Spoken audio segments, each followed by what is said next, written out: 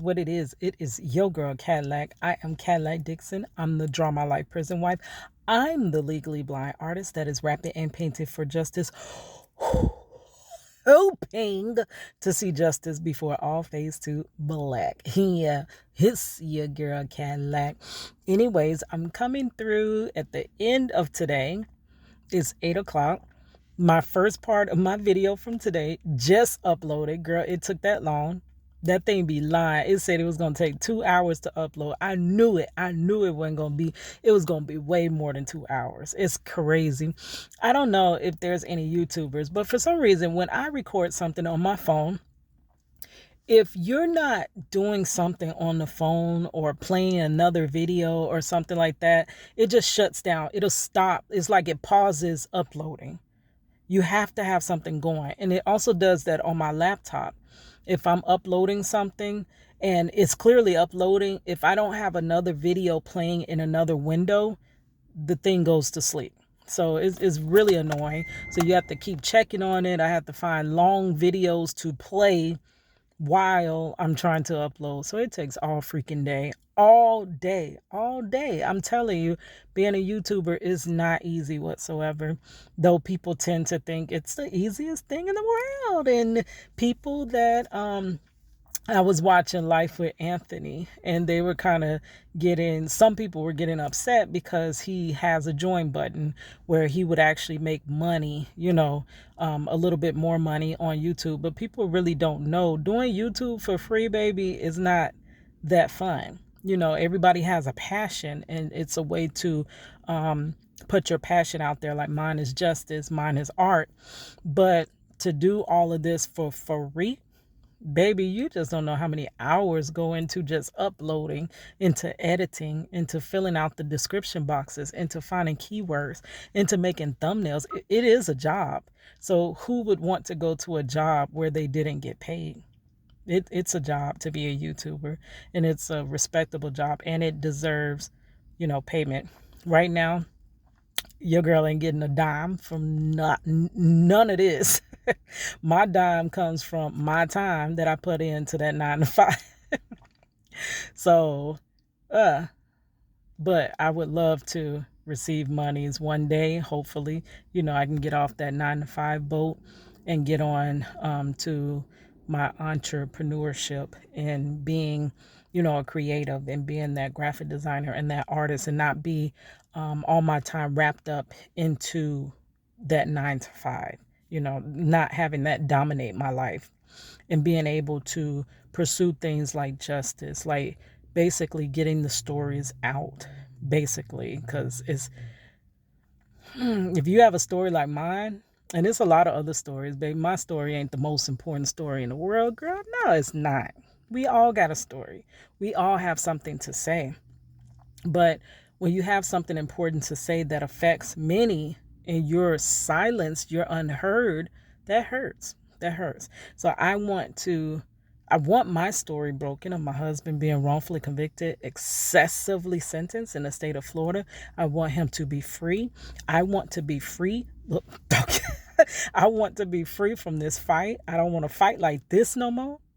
Let's start fighting on the next person that's wrongfully convicted, because I bet you it's a lot of them and overly sentenced. There's an abundance of them. Like, let's get this stuff going. Let's get this stuff moving into the right direction. But as long as things are staying under wraps and hidden, you can't correct what's hidden. So it needs to be uncovered. Okay. Anyways, I put out all that rambling, girl, just to say I put out the first part of me reviewing Life Coach CW's latest video. So we're going to go back and do the part 2 of that. And I'm just going to react to his video. Did y'all check it out? Go check him out. Down. Everybody want to get out. Everybody at a loss. Everybody just angry, stressed. It's just a dark, dark place, It's just dark. But first you're going to have to go check out part 1 from mine. It'll be in the description box. And of course, you're going to have to check out his video that he did on his channel. All right, all in the description box. All right, let's continue. Dark times for men. Period. It is. It's just dark times. Prison sentences are dark, So I even had to for the fight loved ones. through that darkness. I had to.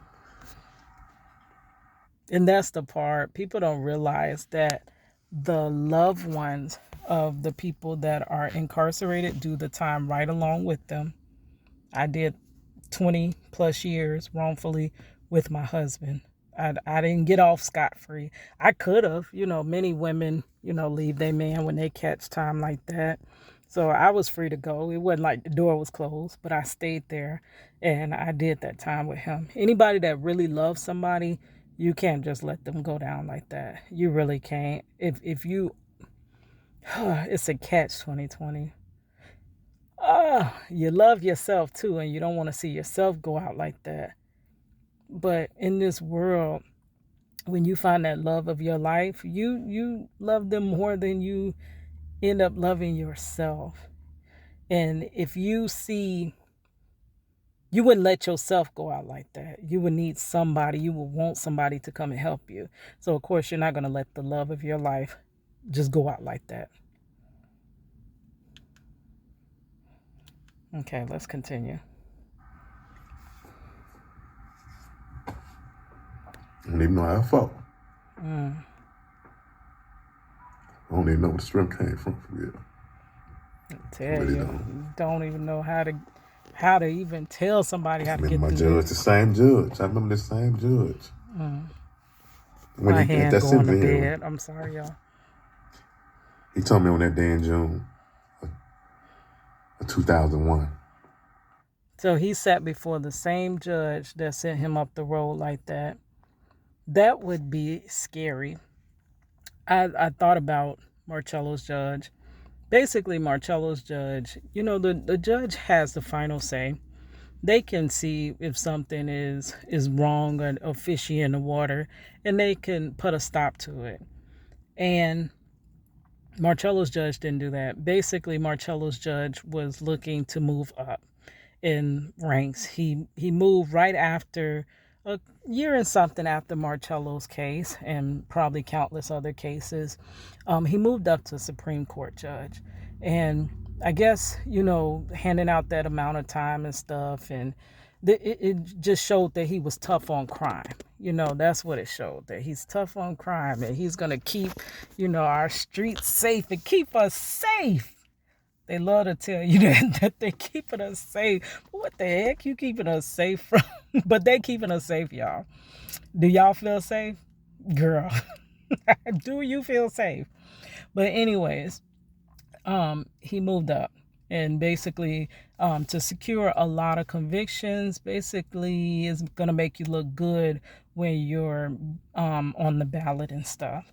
So to sit before the same judge that was kind of cold-hearted, didn't care, looked at you, the judge looked right in my eyes. And after I pleaded, please, he's helping me raise our daughter. Like, I don't know, what am I going to do? I literally cried in front of him. What am I going to do when you take him? He pays the daycare. Well, I can tell you what I did. I had to work overnight, which was horrible. And I struggled, and I didn't have a life because of it. So that's what I did. But at that point, I didn't know what I was going to do. And that judge looked at me and said, if he was my son, I would want somebody to have mercy on him as well. But the fact is, if Marcello Jackson was not stopped, these two would be dead. Dead? Huh? How did you escalate this ish from an attempted robbery of $80? Money don't match up. You don't have no fingerprints. You don't have no GSR. You don't have no eyewitnesses. You wouldn't pull the camera surveillance to prove whether he was there or not. You wouldn't do anything. You have nothing. Your case is built on nothing. But you're so sure that now these two that were supposed to be attempted, robbed would have been dead. Like, how do you get to that? Why did you arrive to that decision? And he was saying that they would have been dead. So, because of that, I want Marcello to feel the wrath of what he did for the rest of his life. But then he said, just so. So this was his leniency because he wanted to give Marcello life. Just so he have a second chance at life, I will only give him 40 years. That same cold-hearted judge that looked at me crying, that looked at his family. Our daughter couldn't be in the courtroom because babies aren't allowed there. Really. To sit before him again, that would be horrible. But I don't think Marcello would have to sit before him again because he did move up to Supreme Court judge. I think he would go before another circuit court judge. When he told me, he said, Mr. Charles Woods,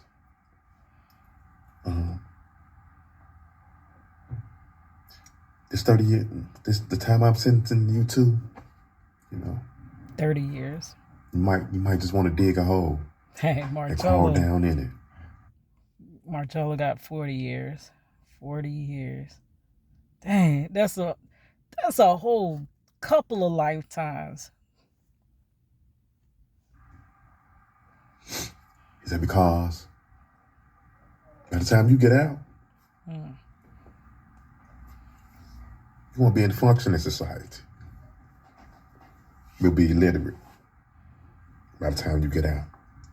I can prove all this. I have a transcript. I went to trial, so I have all this on transcripts, He said by the time you get out, you'll be illiterate, man. You won't be able to function in this. And speaking of transcripts, I have the transcript of Marcello's case where the judge is basically warning them that they're treading on thin ice, that they were outright, and the judge knew that they were lying on Marcello with a certain instance. And the judge was like, he brought them up to a bench meeting. Now, during trial, while you're sitting in trial, you can't hear what's happening in the bench meeting. But when I pulled the transcript and read it, when he pulled the state lawyer up, he was like, you need to tread on thin ice. You're trying to portray that this man has a previous record. They were trying to portray that to the jury, that Marcello had a record before. Marcello had no record.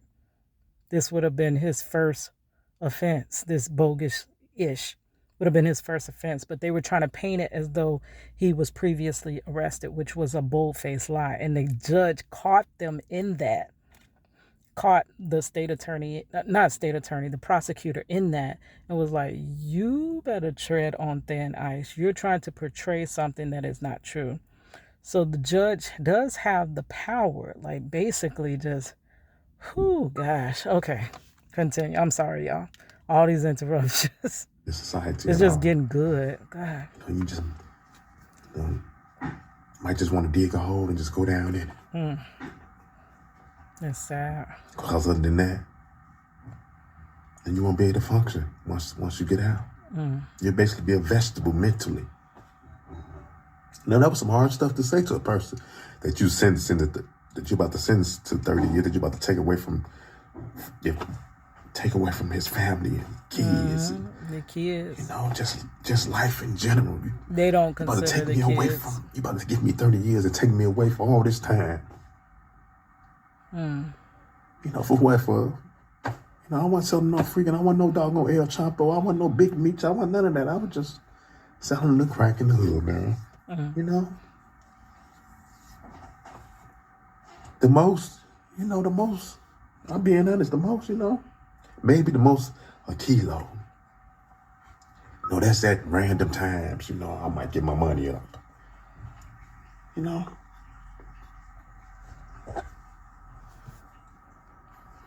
But a question also to put out there. What are some of the alternatives? So he's basically saying he did some things that he's not proud of, but he kind of did some hustling type stuff. And, he got caught up, I guess, and they gave him bukus of time, something he wasn't expecting. But what are some of the alternatives to that lifestyle? We need to start seeing more examples of people thriving in life and making it. And the more you see that you can be legit and make it, the more you see that with your own eyes, people from your own neighborhoods making it and thriving and not having to do whatever to pay the bills, the more that people can start going to that straight and narrow path. A lot of people turn to these things. Not that I'm trying to basically give excuses for them, but it's basically like the cause. It's the effect. It's the effect, but something caused it. So you can't treat when you get to the effect. You got to treat at the cause. You got to do something about the cause. Why are these young men in the streets like this? What can we do to detour them from the streets? What can we do to stop the school to prison pipeline? Is there something we can do? Because most of a person's personality, their life, a lot of your life is shaped by your childhood.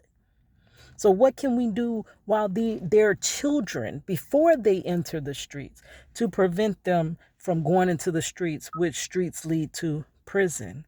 It's like that's where you got to fix it. You can't wait till the sickness comes and then try to treat the sickness. It doesn't, it just, I don't know. But over the years, you telling me that. You don't talk to me like this. Like I was just nobody. I might as well crawl down in the hole, but I'm gonna be a vegetable when I get out. Mm-hmm. Wow. And when I talked to my mama said, "Man, damn, what that white man talking about? You ain't gonna be lit when you come up out of there. That ain't definitely gonna happen. You ain't gonna be lit. You too strong. You too positive a person to be lit when you come up out of there. So you know how you're not gonna come up out of there illiterate? You're gonna read everything you possibly can. You're gonna read everything you can. You're gonna read everything. You're gonna read everything, mister. You're gonna read everything. That's gonna keep you in the know. Knowledge. That's what I'm telling you. At all.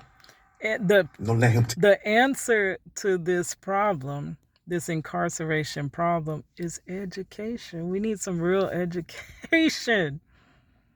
We need some real alternatives. Education is the opposite of prison.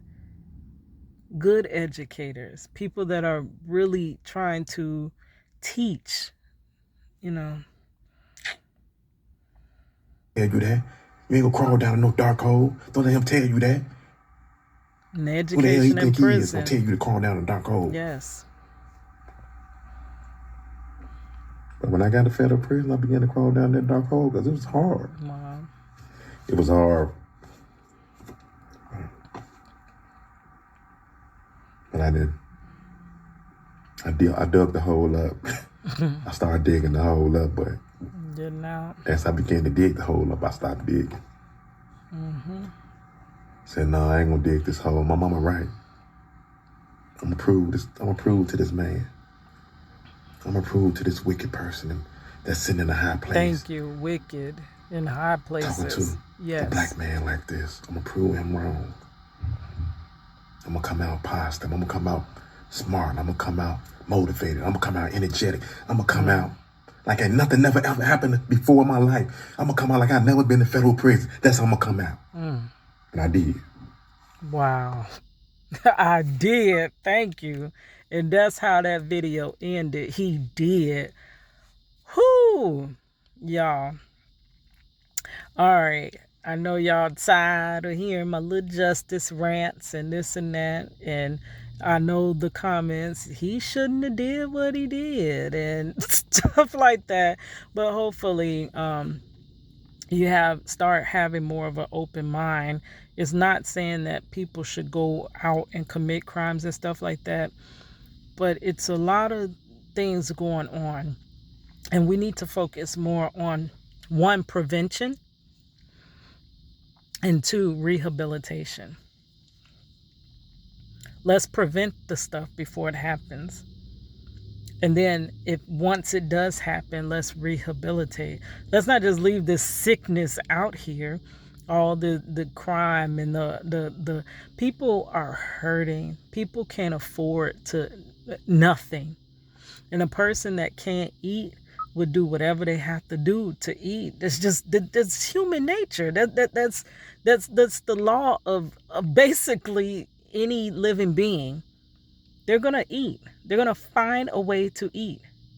So when it ain't nothing around, people going head to head. You got it, people gonna try to get it.